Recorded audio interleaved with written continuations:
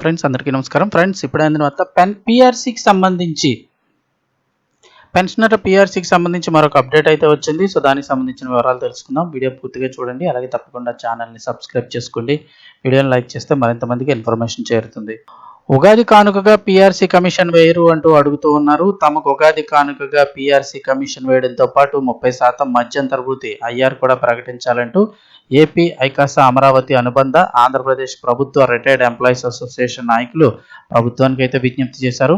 విజయవాడ అజిత్ సింగ్ నగర్లోని కేంద్ర కార్యాలయంలో బుధవారం రాష్ట్ర అసోసియేషన్ సమావేశం నిర్వహించారు.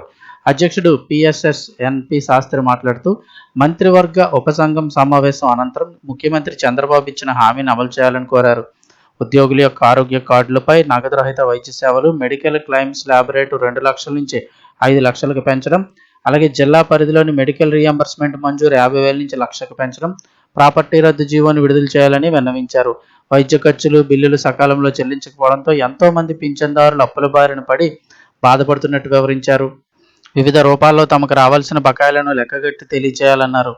అలాగే కేంద్ర ప్రభుత్వం తలపెట్టిన వ్యాలిడేషన్ యాక్ట్ను ఉపసంహరించుకోవాలని, లేని పక్షంలో అన్ని రాష్ట్రాల పెన్షనర్లు ఢిల్లీలో నిరసన కార్యక్రమాన్ని చేపడతారని హెచ్చరించారు. ఈ కార్యక్రమంలో అసోసియేషన్ నాయకులతో పాటు మిగిలిన వారు కూడా పాల్గొనడం జరిగింది. వాళ్ళైతే ఉగాది కన్నా పిఆర్సీ వెయ్యండి, పిఆర్సీ కమిషన్ను అలాగే 30% మధ్యంతర వృత్తి కూడా ప్రకటించాలంటూ వాళ్ళు అడుగుతున్నారు. మరి దీనిపై ప్రభుత్వం ఏ నిర్ణయం తీసుకుంటుంది అనేది అయితే తెలియాల్సి ఉంది. దీనికి సంబంధించి ఏదైనా అప్డేట్ వస్తే వెంటనే మన ఛానల్ ద్వారా మీకు తెలియచేయడం జరుగుతుంది.